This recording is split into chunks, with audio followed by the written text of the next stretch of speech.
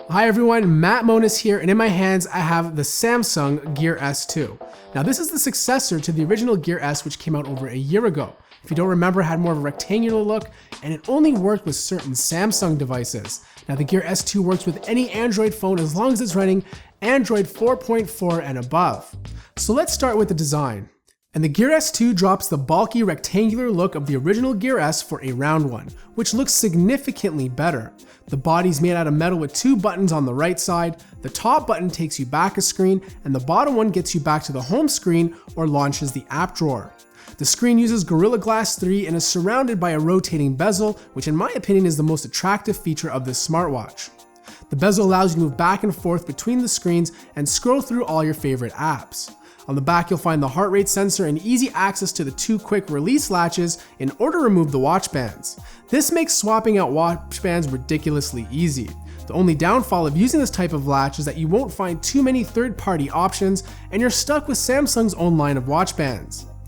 Alright, so let's talk pricing, and there are three versions of the Gear S2. The one I have here is the sporty basic one and retails for $250 US or $400 Canadian. The second version is the same as the basic but with 3G capabilities and retails for $350 US.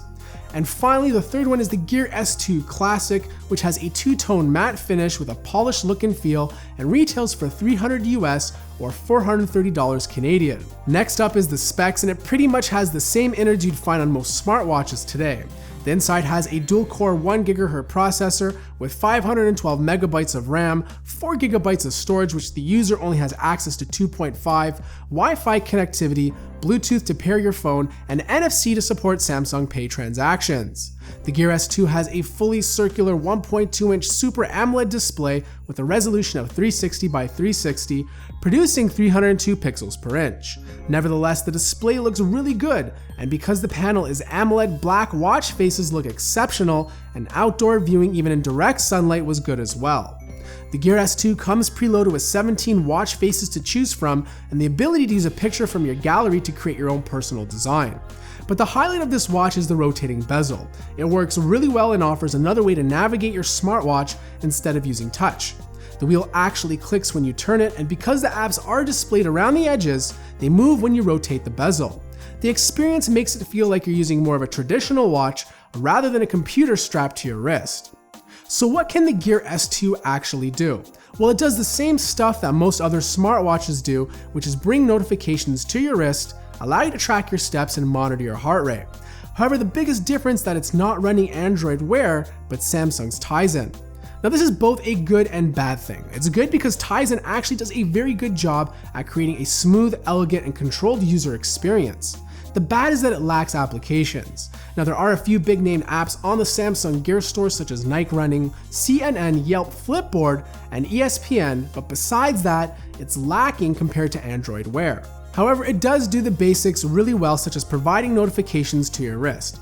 Whenever you receive one, you simply turn the bezel to the right to sift through them, which by the way feels extremely satisfying and natural. Swiping up allows you to quickly dismiss the notification, or tapping the three dots gives you a menu with more options to choose from. Unfortunately, you don't have Google Now integration, but you do have Samsung's S-Voice and lineup of health-related apps. I found S-Voice to be hit or miss. Sometimes it worked extremely well and guessed exactly what I was saying. Others I found at times to be inconsistent and slow. There also happens to be a T9 keyboard if you want to type out a message directly from your smartwatch. Now, unlike the previous Gear before this, it now plays nice with all Android phones as long as it's running Android 4.4 and above. However, there are some issues pairing the phone with the Nexus 5X and 6P due to Android 6.0, so if you have either of these phones, I'd wait until Samsung fixes the issue. But minor compatibility problems aside, the Gear S2 works extremely well. Apps felt fast and fluid. I never felt any slowdowns even when browsing long notifications, and taps and touches were accurate and responsive. The good news is battery life is great too. I never had to worry about making it through the entire day, and sometimes I had no problems making it through too. This is with the brightness setting set to 60% and receiving notifications from all my usual applications such as Outlook, Hangouts, YouTube, and controlling my music while working out. Don't worry, once it hits 10%, you will be notified to activate power saving mode, and when you do run out of juice, the Gear S2 comes with a wireless charging dock that makes it really easy to charge your watch with. Alright, so here's what I liked about the Gear S2. I feel that it has a very attractive design, and the rotating bezel makes me feel like I'm using a traditional smartwatch rather than a computer strapped to my wrist. The Tizen interface is elegant, intuitive, and it just made sense when I was using it. And finally, it offers pretty good battery life, allowing me to get up to 2 days of use before needing to charge. Now the things that I didn't like. Tizen may run well, but the watch is lacking applications.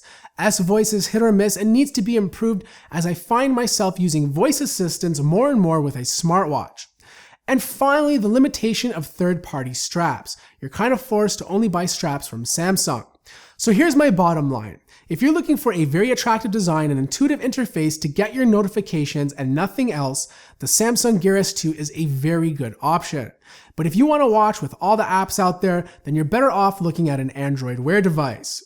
So I want to know what you guys think of the Gear S2 in the comments below, whether you guys like it or dislike it. And if you have one, let me know what you think about it. I want to thank you guys so much for watching this video. If you enjoyed it, you know what to do. Smash that like button. And if you're new to the channel, feel free to subscribe. And as always, I will see you in the next video.